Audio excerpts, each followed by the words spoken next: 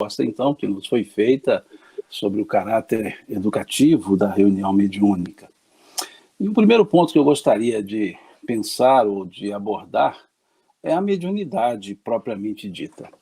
Na questão 382 do livro Consolador, Emmanuel é perguntado sobre qual é o verdadeiro sentido da palavra mediunidade, a verdadeira definição da palavra mediunidade. E Emmanuel nos traz 2 parágrafos respondendo a essa pergunta, um primeiro parágrafo explicando a mediunidade em si, e o segundo parágrafo falando do objetivo da mediunidade por um prisma, por assim dizer, mais amplo. Então ele responde a essa pergunta, 382 do livro Consolador, qual a verdadeira definição da palavra mediunidade, dizendo que a mediunidade é aquela luz prometida pelo Divino Mestre que seria derramada sobre toda a carne aos tempos do Consolador prometido, atualmente em curso na Terra.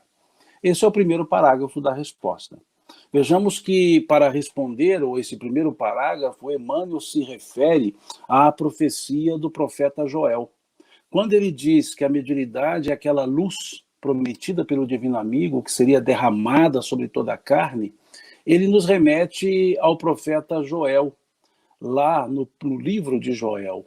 E nesse capítulo 2 do profeta Joel, no versículo 28, Joel diz: naqueles dias derramarei meu espírito sobre toda a carne, vossos filhos terão visões, vossos velhos terão sonhos e vossos jovens profetizarão. Chamando a atenção para esse aspecto generalizado da mediunidade. E Emmanuel foi preciso quando ele busca em Joel justamente essa profecia, que a vemos novamente no capítulo 2 do Atos dos Apóstolos, capítulo 3 do Atos dos Apóstolos, quando ali vai se trabalhar a mesma ideia, trazendo de volta a profecia de Joel. Então Emmanuel nos fala que a mediunidade é uma luz, e que seria derramada sobre toda a carne. Não é para um, para outro, sobre toda a carne. E Emmanuel faz uma observação, que essa luz prometida por Jesus, o que nos leva a pensar que ali em Joel Jesus o inspirava, porque o termo usado é naqueles dias derramarei, ou seja, é o verbo na primeira pessoa, é o verbo no futuro do presente, como que a pessoa dizendo. Então Emmanuel nos diz que essa pessoa dizendo, inspirando a Joel, teria sido o próprio Cristo, porque vejamos, é aquela luz que seria derramada sobre toda a carne, dita por Joel. E Emmanuel diz, prometida pelo Divino Mestre, como que uma promessa feita por meio da fala de Joel. E seria derramada sobre toda a carne, e Emmanuel observa mais um ponto, aos tempos do Consolador prometido, atualmente em curso na Terra. Aos tempos do Consolador prometido, ou seja, nesse período em que a doutrina espírita foi ali, por assim dizer, codificada. Se nós observarmos, todo o processo se deu por manifestações mediúnicas em diversas partes do mundo, em diversos momentos. Esse final da primeira metade do século XIX, início da segunda metade do século XIX, foi um período pululante de manifestações mediúnicas. Os fenômenos aqui na América, tiptográficos, como conhecido de Heidsville, os fenômenos sematológicos verificados nas mesas girantes na Europa, e aquilo pululava, veja. Então, quando Joel diz, naqueles dias, Emmanuel vai dizer que aqueles dias eram os dias do Consolador prometido atualmente em curso na Terra. Então, por esse primeiro parágrafo da resposta de Emmanuel, nós já percebemos que a mediunidade acontece, se manifesta para todos, por todos, em graus maiores ou menores, mas que haveria um tempo em que ela seria mais vista, que ela seria mais ostensivamente demonstrada, que Emmanuel, então, coloca-nos como nos tempos ou aos tempos do Consolador prometido, atualmente em curso na Terra. Na segunda parte, ou no segundo parágrafo dessa resposta, Emmanuel já nos traz o caráter educativo e o objetivo da mediunidade. Então ele nos fala, se a mediunidade tem as suas lutas e os seus percalços, é também a maior oportunidade de redenção oferecida por Deus aos seus filhos misérrimos. Vejam, se a mediunidade tem as suas lutas, os seus propósitos, né, as suas lutas dolorosas, ele também diz que é a maior oportunidade de redenção, a maior oportunidade de redenção oferecida por Deus aos seus filhos misérrimos. Oferecida por Deus. Mostrando-nos, então, que a mediunidade tem um caráter redentor. E o que é a redenção? Nos leva à remissão. Seria o remir? Seria o mesmo que o perdoar, mas não o perdoar externo. É que a mediunidade, então, seria a maior oportunidade conferida por Deus para que nós resgatássemos as nossas próprias atitudes do passado, que pela mediunidade nós poderíamos ser mais úteis, poderíamos servir. Então a mediunidade tem um aspecto de servir. A mediunidade não é para exibicionismo, é para servir. E servir para um caráter redentor. Se é para um caráter redentor, pressupõe-se, então, que há nos médiuns uma necessidade reparatória, que a mediunidade passa a ser uma oportunidade de reparação de erros. E Emmanuel reforça isso. Esse raciocínio, Emmanuel reforça num outro livro, o livro chamado Emmanuel. No capítulo 11 desse livro chamado Emmanuel, há um título que é uma pergunta.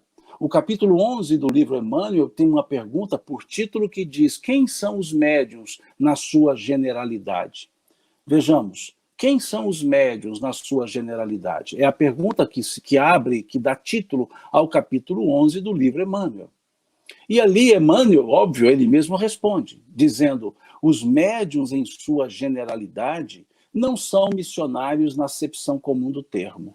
São almas que fracassaram desastradamente, que contrariaram sobremaneira o curso das leis divinas e que resgatam, sob o peso de severos compromissos e ilimitadas responsabilidades, o seu passado obscuro e delituoso, constantemente enodoado de clamorosos erros e graves deslizes. Essa definição leva-nos a pensar. Vejam, não quer dizer na totalidade. Existem médiuns missionários? Existem. Porque Emmanuel não disse os médiuns em sua totalidade. Ele disse os médiuns em sua generalidade. Ou seja, como um aspecto de oportunização para o resgate de um passado. Foi contundente na fala? Sim, foi contundente na fala. Não são missionários na acepção comum do termo. São almas que fracassaram desastradamente, contrariaram sobremaneira o curso das leis divinas e que resgatam, sob o peso de severos compromissos e ilimitadas responsabilidades, o seu passado obscuro e delituoso. Vejam como ele coloca. É um resgate. Esse capítulo 11, ele coaduna perfeitamente com a questão, com a resposta contida na questão 382 do livro O Consolador. Emmanuel responde às duas. Ele responde lá na questão 382 e depois no capítulo 11 do livro Emmanuel, ele reforça esse aspecto, chamando a atenção, então, para esse lado da mediunidade, que não é uma faculdade exibicionista, não é uma faculdade para envaidecimento, não é uma faculdade para desenvolvimento de prepotências, orgulhos e ideias de infalibilidade. Porque Kardec nos fala também que não há um só médium que possa garantir um determinado, ou um fenômeno mediúnico em um determinado momento. Isso são palavras de Kardec, que vemos no Livro dos Médiuns, lá no capítulo 14, vemos no capítulo 26 do Evangelho segundo o Espiritismo, chamando a atenção para esse aspecto. No capítulo 20, aliás, do Livro dos Médiuns, chamando a atenção para esse aspecto. Que, então, nós temos a mediunidade como um elemento de oportunização de serviços para a redenção, para a reparação dos nossos próprios passados. É como se pedíssemos, ou não, pedimos no mundo espiritual para quando encarnássemos, que nós pudéssemos ter a possibilidade do exercício da mediunidade. E isso nos leva àquilo que Kardec nos coloca no capítulo 14 do Livro dos Médiuns, quando ele diz: todo aquele que sente em grau qualquer a presença de um espírito é por conseguinte médium. Mostrando então Kardec, nesse capítulo 14 do Livro dos Médiuns, que há um caráter generalista da mediunidade, ou generalizado da mediunidade. Todo aquele que sente em grau qualquer a presença de um espírito é por conseguinte médium. Ele até diz: pode-se dizer que todo mundo é mais ou menos médium. Mais ou menos médium. Embora tenha muito médium mais ou menos também. Mas vejam, todo mundo pode ser mais ou menos médium. Por quê? Porque todos somos espíritos e temos a possibilidade da exteriorização. Porém, na definição que Kardec coloca nesse capítulo 14, ele começa uma segunda frase, na verdade uma terceira frase, dizendo: todavia, ou seja, uma conjunção adversativa, todavia tal designação, ou seja, médium, não se aplica senão àqueles cuja percepção se dá de forma ostensiva, patente, de demonstração.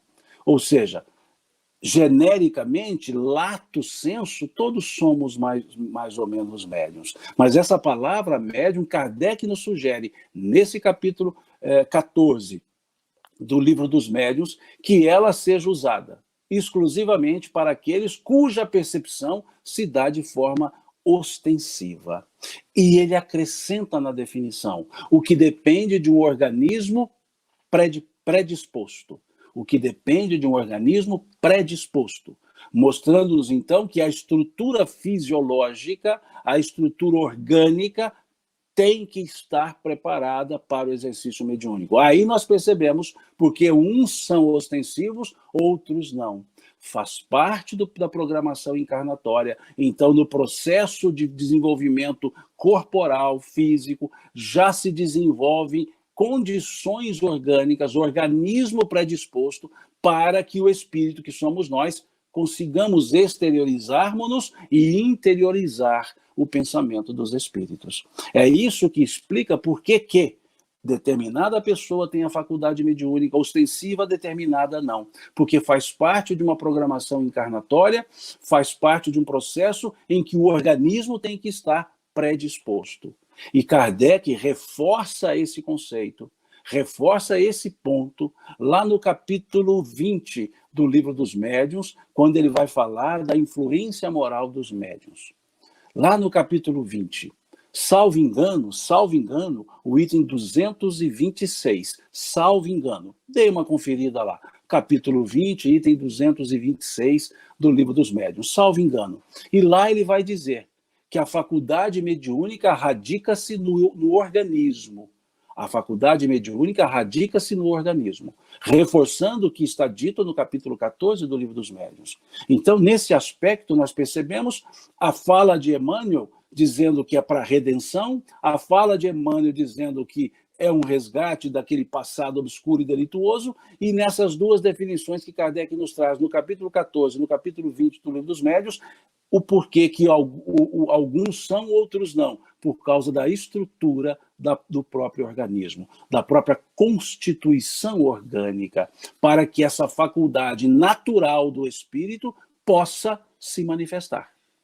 Então, isso nos leva a justamente entender que a mediunidade é para as pessoas que têm, no seu campo de compromisso encarnatório, uma obrigação, entre aspas, um dever, melhor dizendo, não vamos usar a palavra obrigação, um dever de serviço, de prestar o serviço. E é algo sério, é algo que precisa ser exercido com seriedade. Com seriedade. Tanto é que Kardec, no capítulo 26 do Livro dos Médiuns, do Evangelho segundo o Espiritismo, no capítulo 26 do Evangelho segundo o Espiritismo, Kardec nos fala: a mediunidade é uma coisa santa, que deve ser exercida santamente. Santa não no sentido religioso da palavra, santo no sentido de séria, sagrada, sacrum, né? Que na verdade é um brocado, é um ditado, é um provérbio latino. Sancta sunt extractunda santis. Isso é um provérbio. E Kardec utiliza esse provérbio numa forma de paráfrase para a mediunidade. Sancta sunt stractunda santis significa coisas santas devem ser exercidas com santidade. Sancta sunt stractunda santis. E Kardec foi dizer, a mediunidade é uma coisa santa que deve ser exercida com santidade, com seriedade. Dado esse caráter. A mesma seriedade que Moisés nos chama atenção, lá no capítulo 11 do livro Números, da Lavra Mosaica, quando nos fala da seriedade com a qual deve ser exercida a faculdade mediúnica, com os casos de Eudade e Medade. Há um grupo de 70 pessoas, o chamado grupo dos 70 anciãos, era permitido os dons, o exercício dos dons proibidos. Aqueles constantes no Levítico, capítulo 20, no Deuteronômio, capítulo 18, aquelas proibições que Moisés nos apresenta para alguns dons, dentre eles a invocação dos mortos. Sim, proibida por Moisés. Mas Moisés não proíbe, ele proíbe o exercício, mas não a forma. E a forma está no livro Números, no capítulo 11 do livro Números, salvo engano, versículo 29, salvo engano, no capítulo 11 do livro Números, Moisés, então, vai mostrar-nos que a um grupo de 70 anciãos era permitido o uso dos dons proibidos, mostrando-nos, então, que a proibição não era generalizada. Era para alguns, para a maioria, mas alguns podiam exercer. E quando de uma das reuniões saía Moisés da tenda, e chega-lhe uma pessoa dizendo, Senhor, eis que 2 que não fazem parte dos anciãos estão exercendo os dons proibidos. E Josué diz assim, vamos proibi-los. E Moisés vira-se para Josué e diz, deixai-os assim fazer. Porque a pessoa diz, são eles Eudade e Medade. E Josué diz, vamos proibi-los. E Moisés diz, deixai-os assim fazer. Quem nos dera se todos em Israel fizessem como esses? Quem nos dera se todos em Israel fizessem como eles? Ou seja, tratasse com tamanha seriedade esse dom que é natural, essa faculdade que é natural. E é por isso, então, que Kardec, lá no capítulo 26, chama atenção para essa seriedade.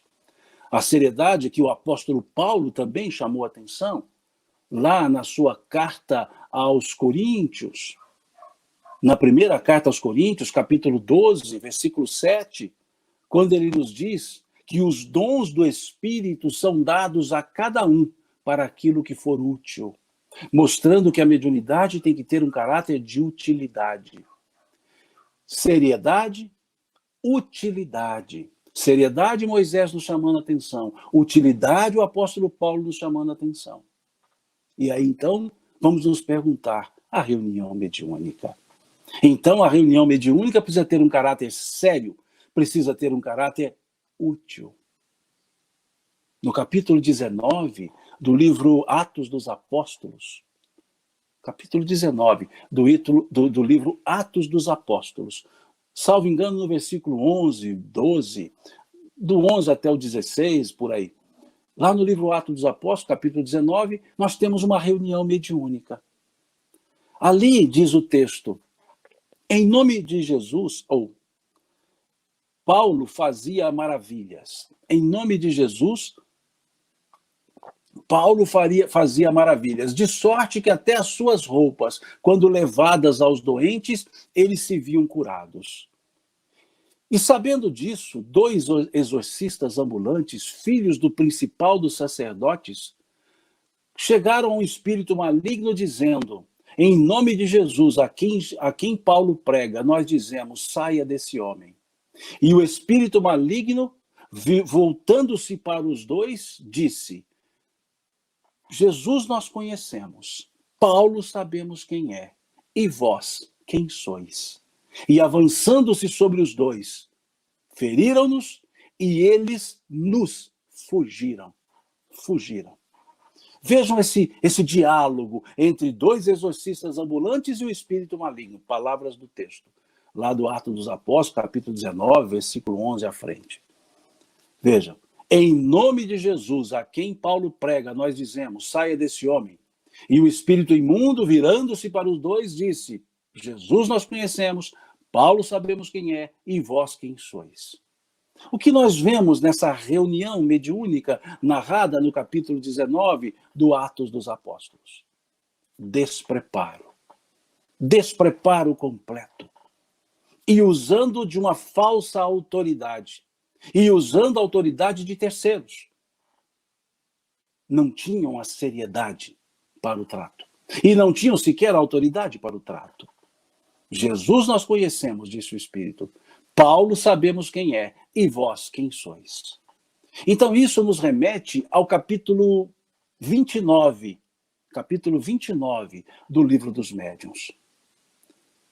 Lá no item 325, 324, melhor dizendo, o 325, 326 também, mas ali nos remete, quando Kardec nos fala nesse item 324 do capítulo 29 do Livro dos Médiuns, que a reunião, lá ele chama de reuniões espíritas, que as reuniões têm, por princípio, um caráter educativo.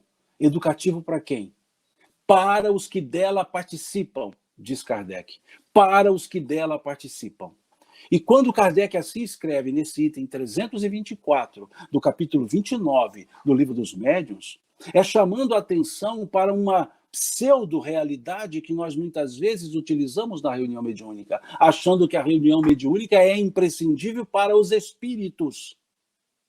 Quando Kardec nos explica que aproveita-se da reunião mediúnica aqueles que dela participam, pelo caráter educativo que ela nos traz. Educativo como? Pelas histórias que os espíritos nos contam, pelas coisas que os espíritos falam, pelas orientações que eles dão, mas pelas suas histórias de desditas também. Pelas desditas dos espíritos, nós podemos redirecionar os caminhos. Então, muitas vezes, entende-se erroneamente que a reunião mediúnica é para atender os espíritos. Não. É para que haja nesse encontro, nesse contato entre os encarnados e desencarnados, um aspecto educativo para ambos os lados. Para os que aqui estamos, para os que se comunicam também. Muitos até dizem, mas sem a reunião mediúnica os espíritos não serão atendidos. Muitos até dizem agora, em função do processo pandêmico, que os centros espíritas não estão com reuniões mediúnicas. E eles dizem, como que fica? Sem a reunião mediúnica os espíritos não serão atendidos. Serão? Reuniões mediúnicas nesse molde que nós conhecemos é só depois do espiritismo. É só depois de 1857 para cá. Na verdade, 1858 para cá, vamos dizer assim. Pela a Sociedade Parisiense de Estudos Espíritas. Nesse modelo que nós conhecemos, nessa forma que nós atuamos, somente a partir dali. 160 anos, mais ou menos. Então, quer dizer que antes disso os espíritos não eram esclarecidos? Quer dizer que quando começaram-se as reuniões mediúnicas, é que os espíritos é que começaram a ser atendidos? Não. Eles eram atendidos pelos próprios espíritos, como podem continuar sendo. Mas quando nos colocou na condição de reunião mediúnica, foi para nos orientar, para que nós percebêssemos que aquela história, daquelas histórias que os espíritos nos traziam, as suas dificuldades, as suas desditos, os seus choros, as suas orientações, nós poderíamos nos educar. Que a partir da reunião mediúnica, coisas seriam ensinadas, aprendidas, observadas. Então, o caráter educativo é para nós outros, os que estamos encarnados. Por causa dessa questão observada por Emmanuel, lá na pergunta 132 do livro Consolador, desse caráter redentor. É redentor para os espíritos desencarnados ou redentor para nós que estamos encarnados? Para nós que estamos encarnados. Como bem coloca o Emmanuel, então, nesse capítulo 11 do livro Emmanuel, falando desse resgate do passado obscuro e delituoso, dessa necessidade de levar com seriedade que nos apresentou Kardec.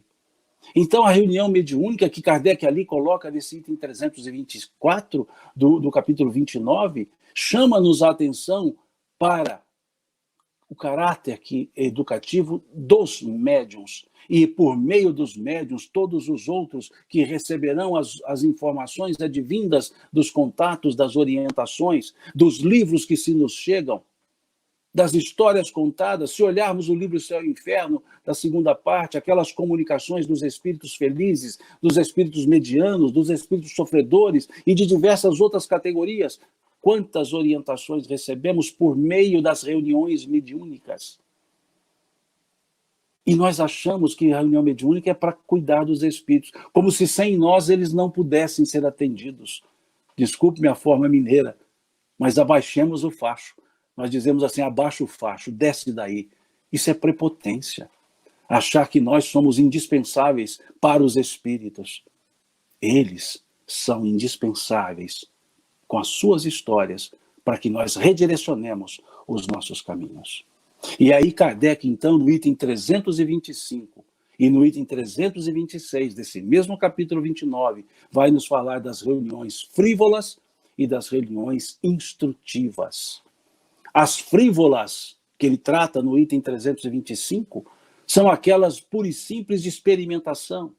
Reuniões que não têm o caráter de utilidade, que o apóstolo Paulo nos chamou a atenção no capítulo 12 da sua primeira carta aos Coríntios. Os dons do Espírito são dados a cada um para aquilo que for útil. E as reuniões frívolas, aquelas que são apenas para deleite, para mostrar a mediunidade, testar a mediunidade, ou aquelas cujas comunicações também são frívolas, são brincadeiras na maioria das vezes, leviandade na maioria das vezes, por falta de preparo dos que estão nas reuniões mediúnicas. Que caráter educativo adviria das reuniões frívolas, constantes nesse item 325 do capítulo 29 do Livro dos Médiuns? E quantas vezes as reuniões nossas caminham para esse aspecto, com aquelas comunicações que não levam a lugar nenhum, debates acalorados entre o dialogador e o espírito comunicante? E eu peço licença para abrir um parêntese e contar um fato acontecido comigo, para mostrar algumas frivolidades que eu também nelas já entrei.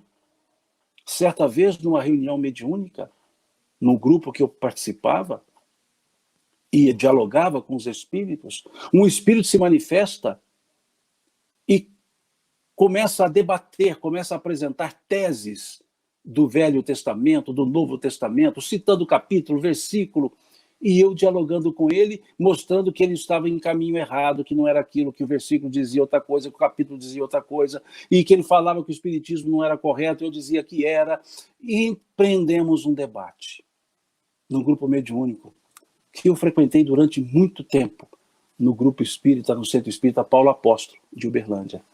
Durante muito tempo, todas as quartas-feiras, eu me fazia presente nessa reunião. E ali dialogava com os espíritos. E empreendi um debate com esse espírito, debatendo. E um amigo que sentava do meu lado na reunião mediúnica, o Adilson, ele me puxou pela calça, me deu um puxãozinho na calça, sentado do meu lado, e disse assim: Simão, não polemize, ora com ele. Veja o que ele me disse. Simão, não polemize, ora com o espírito, ora com ele. Ele falou baixinho nos meus ouvidos. Aí a ficha caiu. Eu estava entrando para discussões estéreis, tornando aquele momento um momento frívolo, nada educativo. E aí, então, pedi desculpas ao espírito e disse a ele: nós discordamos, talvez por questões teológicas que não nos levam a lugar nenhum. Permita-me pedir algo. Ele fala: peça, se você está pedindo é que me reconheceu superior, me disse ele. Eu disse: não tem problema, eu te peço uma coisa, vamos orar? E aí ele fez, o médium fez aquele susto, e ele disse: orar? Eu falei: sim, porque muitas teologias nos criam dissensões, mas a oração nos leva à convergência, porque nós dois cremos no Cristo, nós dois cremos em Deus. Ele então disse: oremos. Oremos. E manifestou-se outras vezes, e nunca mais tivemos debate, sempre pela oração do Cristo. Esse é um caráter frívolo de uma reunião mediúnica, que muitas vezes nós empreendemos isso nas reuniões. Que educação nós teríamos? Que caráter educativo nós teríamos? Numa outra reunião, no mesmo grupo, manifestou-se um espírito, chorando compulsivamente, e dizendo assim: eu sou o demônio. E manifestou-se dizendo: eu sou o demônio, e chorava, eu sou o demônio, chorava, e não conseguimos conversar. O espírito foi, a médium se reequilibrou, o espírito foi embora.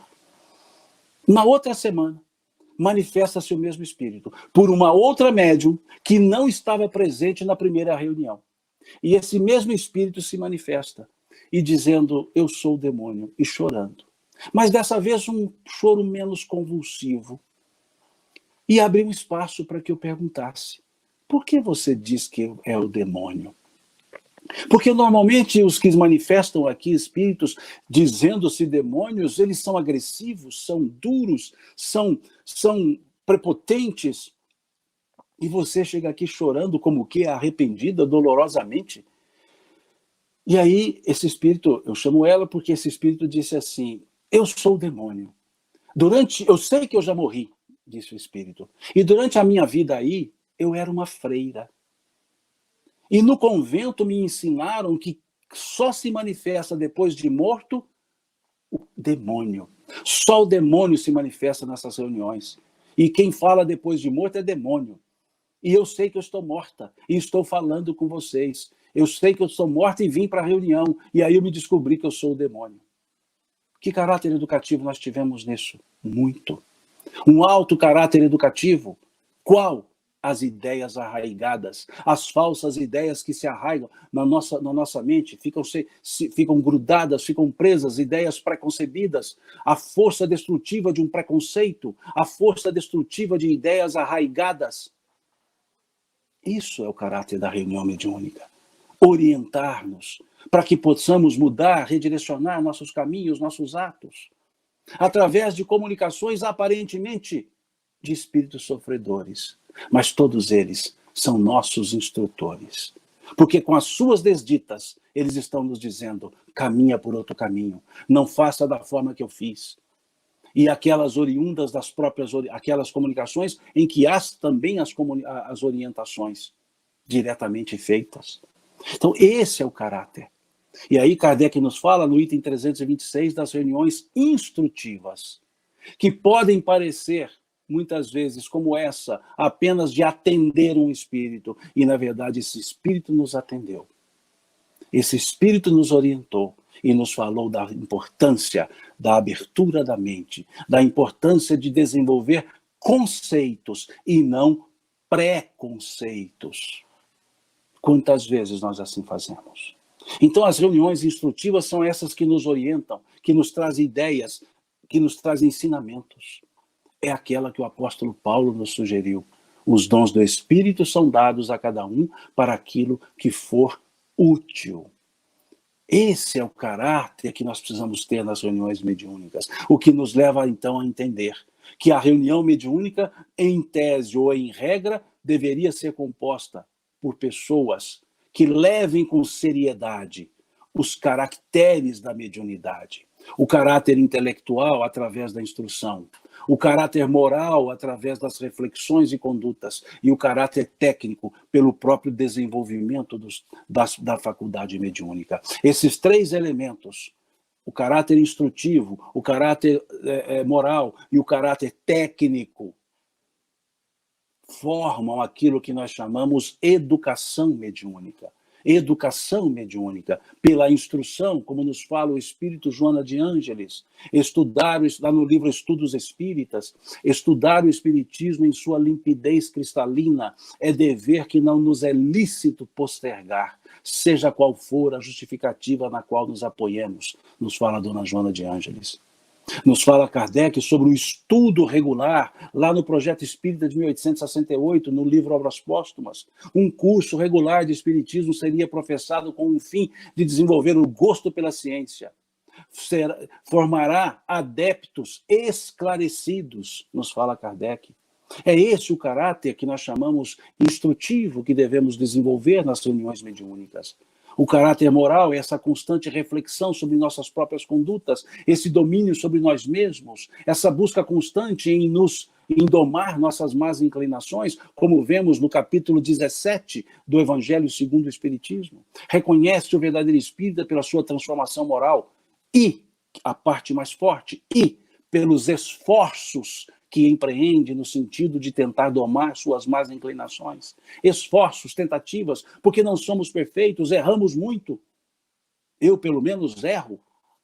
Então, esforçar-me para que eu não erre, esforçar-me para que eu passe a acertar.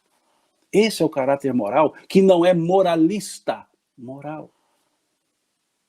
E o caráter técnico, o desenvolvimento da própria faculdade, o estar nas reuniões, o permitir-se, o permitir comunicar. Óbvio, estudando as comunicações, analisando as comunicações, que é uma das características que Kardec nos coloca para as reuniões instrutivas. Não ter receio de questionar, de analisar todas as comunicações que se nos chegam. Isso é uma reunião mediúnica. E é justamente daí que tiramos o aspecto, o caráter educativo, para nos educar, e não com uma ideia prepotente ou vaidosa de que estaremos educando, ensinando os espíritos. Sim, estaremos numa troca de ideias, ora nós estamos orientando os espíritos, ora eles nos orientando. Mas é preciso perceber essa via de dupla mão, e não só a via achando que o grupo mediúnico é para atender espíritos. Sim, atender espíritos encarnados e espíritos desencarnados, os dois. Os que aqui estamos, os que lá estão. E perceber que mediunidade não é galardão, não é motivo para galardão. Que mediunidade não é para envaidecimento. Mediunidade é para o trabalho, é para servir, é para ser útil. Como o apóstolo Paulo referiu-se à ressurreição, entre aspas, nós vamos entrar aqui no mérito da palavra ressurreição. Quando Paulo se refere à ressurreição do Cristo, ele diz: se Jesus não houvesse ressuscitado, reaparecido, em vão seria a sua pregação, vã seria a sua doutrina. Porque Jesus falava de uma vida depois dessa vida. Se ele não se mostrasse depois dessa vida, a sua fala seria retórica. E ele se mostra depois, aspas, da morte. E da mesma forma, o espírita Deulino Amorim nos fala da mediunidade, fazendo uma paráfrase da fala do apóstolo Paulo, dizendo: se no espiritismo não tivesse a mediunidade, em vão seria a pregação, vã seria a doutrina.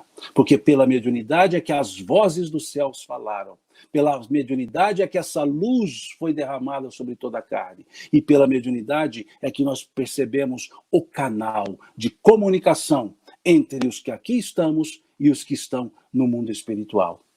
É a mediunidade que nos permite entender a questão 86, questões 84, 85 e 86 do Livro dos Espíritos, quando nos falam da existência e da inter-relação entre os dois mundos, da inter-relação entre o mundo material e o mundo espiritual. E a mediunidade é essa chave, a mediunidade é esse canal.